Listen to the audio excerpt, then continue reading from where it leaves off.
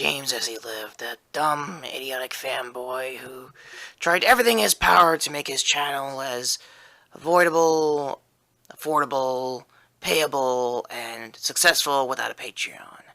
And as we all come here today knowing that most of the superior community of Retro's channel over the years have come to hopefully one day see his Avengers Infinity War review, it will probably most likely not happen due to the shock of many spoiler scenes. So with that said, I am the real Nerf Red Hood, signing out. Thank you. What's his name? Jason? Yes, that's his name. Oh, cool. We're doing real names here. Not made up ones. As many of you know, I was one of the many reviews that took James forever to come out. And what the fuck? Okay, Carol, I don't care what you just said right now. You had to do my real name, and for the record, hello guys, and hello everyone, still alive! What the fuck are you doing? Delocate, relax yourself. Alright, you know what it took forever?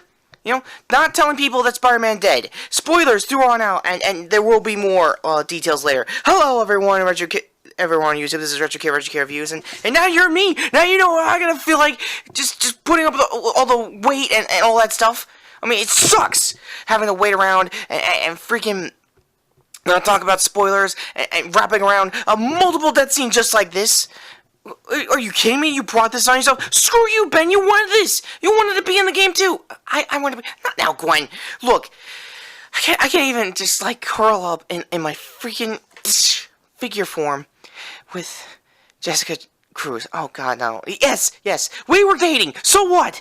Oh, fuck you, Jordan. I'm still gonna review freaking Super Troopers 2 when it comes out on Blu-ray. Cause you know what? That's what you get, Jordan. That's what you get. Okay. I heard enough. So what the hell are you gonna do now? And who's the guy behind the mask? We're doing real identities here. Well, you know what? Let me tell you about this guy. His name was Peter Parker. He had a lot of odd jobs. One of them being my old babysitter in the 616 universe. He was a pretty cool dude. And I told him, you know, hey, how about the number 4 and stuff? And honestly, I could go all day with his montage. I really could. But you know what? You want to be mad at me? You want to be pissed at me for the rest of my life? Fine, go the fuck ahead. Right now, there is a body right here who needs a proper burial and not get dusted by Thanos or some shit like that meme I've been seeing the last couple of weeks. Now, if you excuse me, I have a freaking review to do. Friend in the hand is worth 2 in the web cartridges.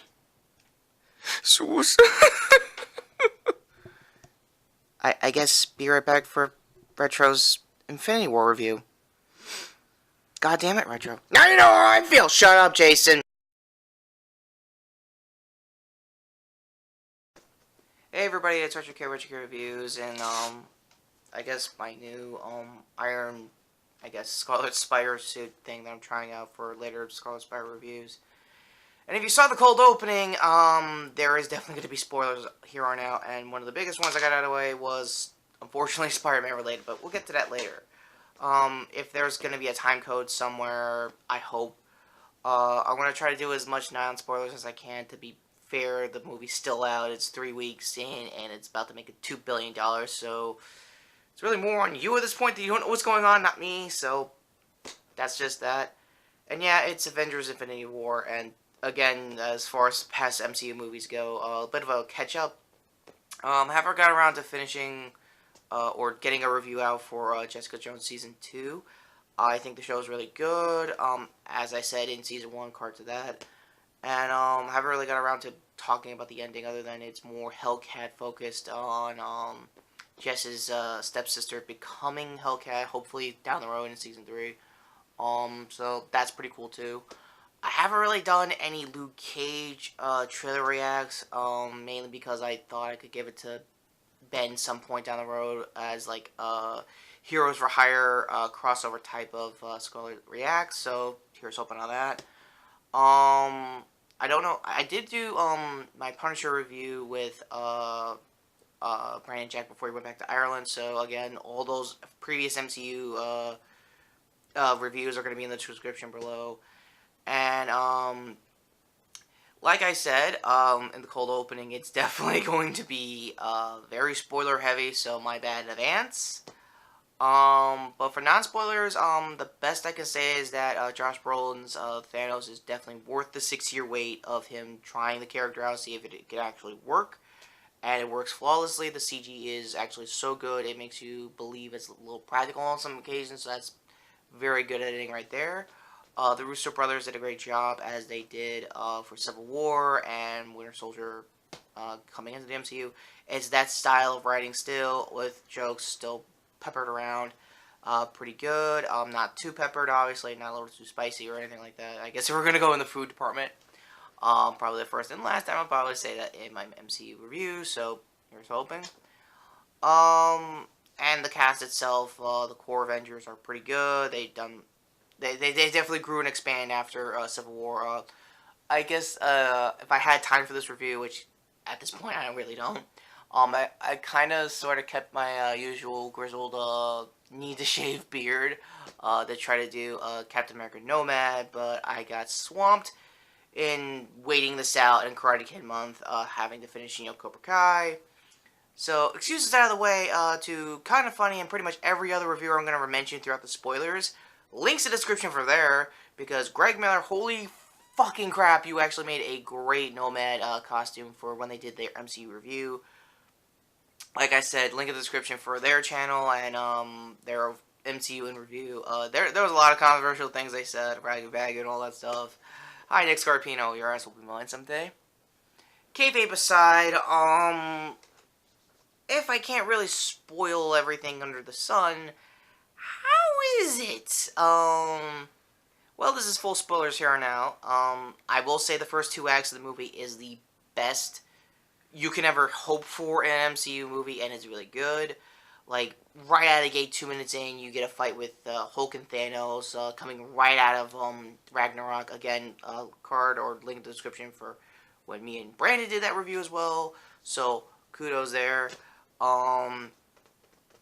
Yeah, and apparently the running theme, and that the trailers obviously lied to, is that Hulk was not going to show up to the final battle. But Hulk did show up. Mark Ruffalo in the Hulkbuster armor. And yeah, that thing is night and day difference when Tony doesn't have the suit on him to when someone else has the suit on him. And I know that's going to be a little vaguely against War Machine, and to be honest, Don Cheadle did a great job as usual. There's going to be so many names off the top of my head because it's the Avengers movie, so for the big core supporting cast, they did the best they could there. Right up until they died. And yes, there was more than one death. Everyone was thinking, who's going to die, who's going to die. Russo's kind of said, hold my beer and leave Tumblr alone for the next couple of days. And, again, that's probably get to the other video. Because honestly, I could go on and on and on about that ending than the actual movie itself. Because the actual movie itself is really fun. The crossover between Iron Man and the Guardians is actually a lot more entertaining than it seems to be. And yeah, this simple is going to be hard to do when I do a freaking Ben costume. So that's another cosplay problem for another day. For Chris Pratt, and again, all these actors I can't pronounce for the life of me because 1, that's my usual trope, and 2, you know who all of these people are, so IMDb link below because I might as well make it a thing now since I can't pronounce everyone under the sun. For the cast themselves, they did a great job as usual as their usual characters. My highlight, I guess, comedy bits that I actually liked was obviously, Drax's invisible joke. Most of the Guardians jokes were pretty rock solid, coming straight out of Volume 2. Most of the Tony's bits is actually not bad. I don't even know if it was, I guess comedy-wise, REJ phoning it in, but it was actually pretty good. There's really not really much to nitpick there. I guess Thanos' secondary or tertiary villains from his time is a little off accurate from the comics, but then again, it's a 25-year-old comic, the Infinity Gauntlet, and who knows at this point. My battery's about to die, so I'm just going to go ahead and say the ending right now. So if by some measure you have not seen the movie and is chosen to do my sporadic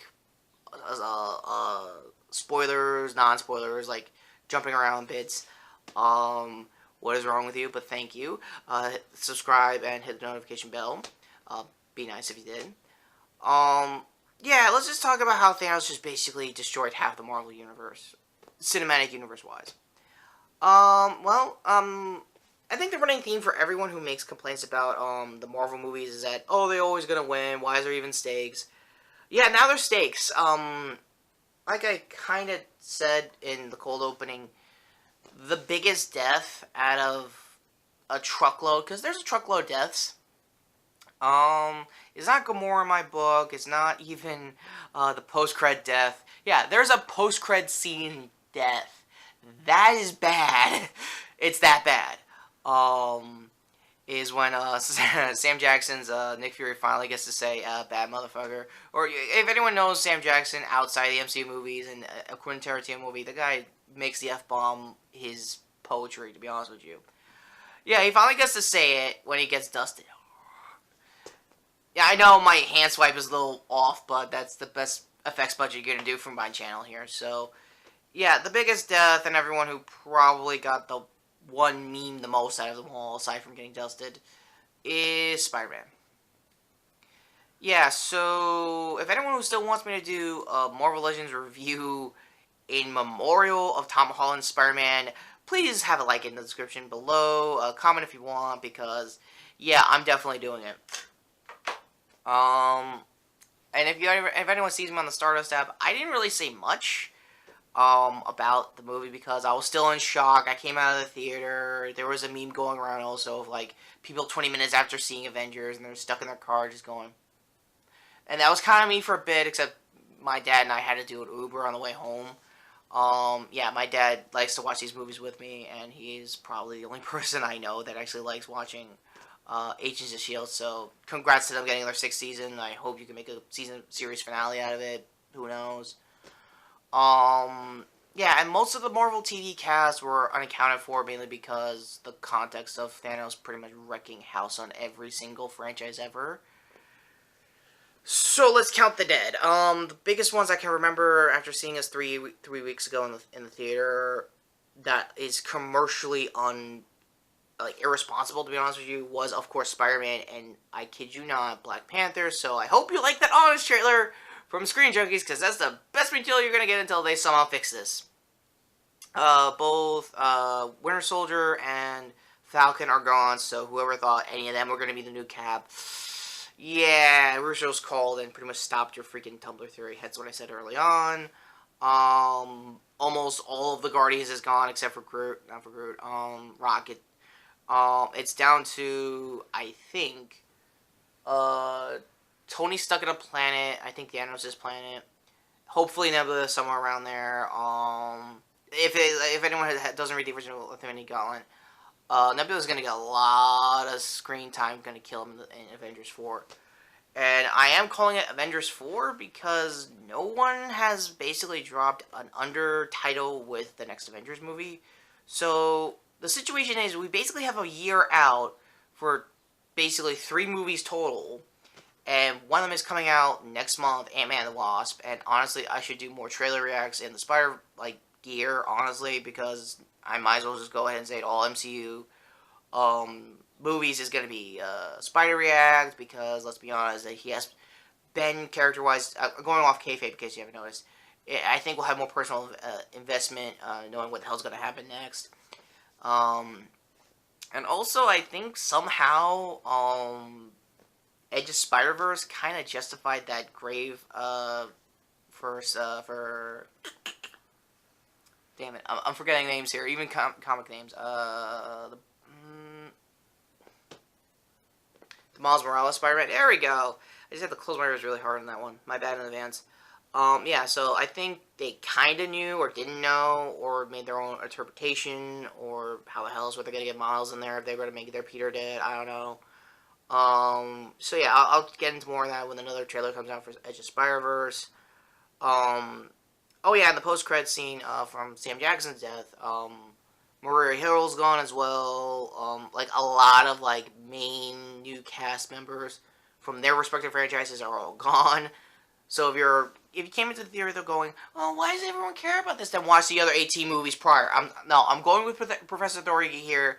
You have to watch the other 18 movies. You can binge it. You can make a 10-day long marathon for all I care, but it's worth the investment. It really is. Anyone else I'm forgetting who's dead? Hulk kinda, because he didn't show after that beatdown from Thanos, because he basically got pitchified by Thanos because he had the gauntlet and he only had like I think 2 Infinity Stones in, and it scared the shit out of the Hulk. Imagine that with all 6 in there, and everyone was wondering how the hell was the Soul Stone going to be explained, because that's the one stone that didn't get coming into this movie. And yeah, Gamora's dead. Yeah. Again, in case you haven't noticed, this is spoilers from here on out. I mean, just rambling. Red Skull somehow showed up as, like, I guess their stand-in for Death, aka the person, character-wise, that Thanos was trying to hit on back in the original comic. And I will go way more into it for my Deadpool 2 review, I think, next week, because I'm going to try to see the midnight release and do my job, and I think that it'll be out hopefully Monday or Tuesday, so here's to hoping for that. But yeah, Red Skull took over, and that is probably the best cameo, because I thought, forgot his name, but he's from The Matrix, who played Red Skull, said he had a problem with the suit or whatever, he didn't like the makeup, or there was like some sort of backstage shenanigans, but nah, came back in, Hugo Weaving did a good job, and wow, my brain is just working like last minute here, I swear. Anyway, yeah, so how it basically worked, is that he was supposed to, like, throw down someone he loved, and since we all know Thanos was basically the MCU equivalent of a Mad Titan, insert big bad of big bads here, and somehow, throughout all of it, Thanos had basically I guess, anti-hero's journey, or something along those lines, because you kind of see where it was going. Most of Thanos' Quest, the book that was leading up to Infinity Gauntlet at the time, was adapted pretty well, honestly, to be perfectly frank. And, yeah, the only way he could have got the Soul Stone if he killed someone he actually loved that would sacrifice himself for their soul for you to be this all-powerful, unlimited god. And, yeah, it just happened to be Gamora, and she laughed her ass off thinking, yeah, there's no way in hell you give a shit about me. And he did. Another, I guess, Thanos-related ending that everyone's talking the most about since the movie came out was him sitting in a barn, alien barn somewhere, resting after completing his task. That can mean a lot of things, but mostly in the 616 universe, he ended up becoming, sorry for the mic check, he became mostly a farmer. He knew he was too powerful for everybody, and emotionally nerfed himself, to be perfectly honest again. I guess shots for every time I said perfectly honest, and some other stuff I might say, because that's another trope here too, if you're new to the channel. I guess long story short, did I like the movie?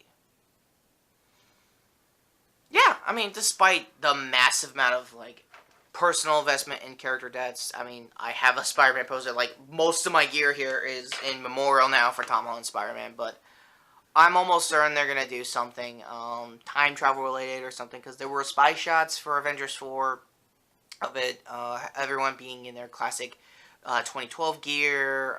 It might also have something to do with time travel for Carol Danvers' Captain Marvel, and I honestly cannot wait to see that movie more than ever, and I hope Brie Larson knock it out of the damn park, because we're kind of going to need her to, or else this whole universe is just going to collapse, and we'll never get a cliffhanger ending that good ever again, because let's be honest, it's the Empire ending, or the Transformers death scene that everybody knows in the original G1 continuity before Michael Bay showed up and said, oh, that's a nice way to kill your childhood, I'm gonna beat that, because that's Bay in a nutshell, and why I never really do Michael Bay reviews here, because I kind of hate his ass.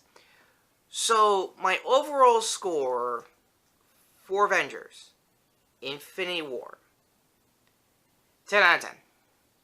If I had to rate it, if you had a gun, or in this case, web shooter in my head, or any of the guns the Guardians have, or the Wakanda freaking shields that Cap got, because honestly, they look really good, and I honestly want to replicate them for my Nerf gear, if I ever do a real Nerf Captain America, or Nomad in this case. Yeah, it's a 10 out of 10. I mean, it's really 9.5 because of all those deaths, but who are you kidding? It's Avengers, and there's gonna be a lot of bench pressing, or not really bench pressing. You gotta step the game up if you're Ant-Man and Wasp and Captain Marvel at this point. Like, you have to, like, somehow explain how you're gonna do your plan with just 3 characters that are now coming in. Oh yeah, Ant-Man was no longer present, or Wasp, but to be fair, their post-credit scene is probably gonna be that scene too, so that's to be expected.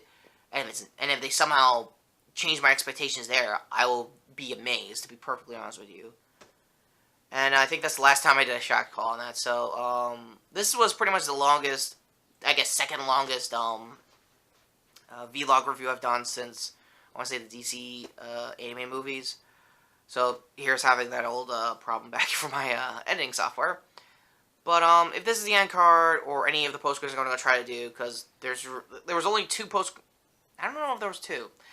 There was 1 post-credit scene total, and the credits was just as bleak as seeing all those characters die. Again, I missed a lot of plot details, especially the spoilers there, so despite my spoilers, I heavily recommend you see the movie. Get a lot of stuff if you're gonna, get emotional, which, to be fair, these are great characters, and you wouldn't be wrong. Just get anything you need to cope, and, until, I think, Ant-Man and Wasp, this is RetroKid Review saying, Spider-Man, Spider-Man. Why the fuck you kill Spider-Man? Arms of Raimi, and that amazing movie everybody hated. Oh my god! Oh, hey everyone! This is the Real Nerf Deadpool here, and this is the end card. Well, go to on my submachine gun here to subscribe to Retro's stupid little channel, and I guess the lifeless corpse of a Spider-Man fan. I don't think it's really him. For the previous video, which happened to be his finale to Cobra Kai month, which honestly I don't get. It's a month and you took like 2.5 to finally finish it. I'm like, seriously, what the hell, Retro? Well, moment of silence, but come on, it's Spider-Man. What do you expect?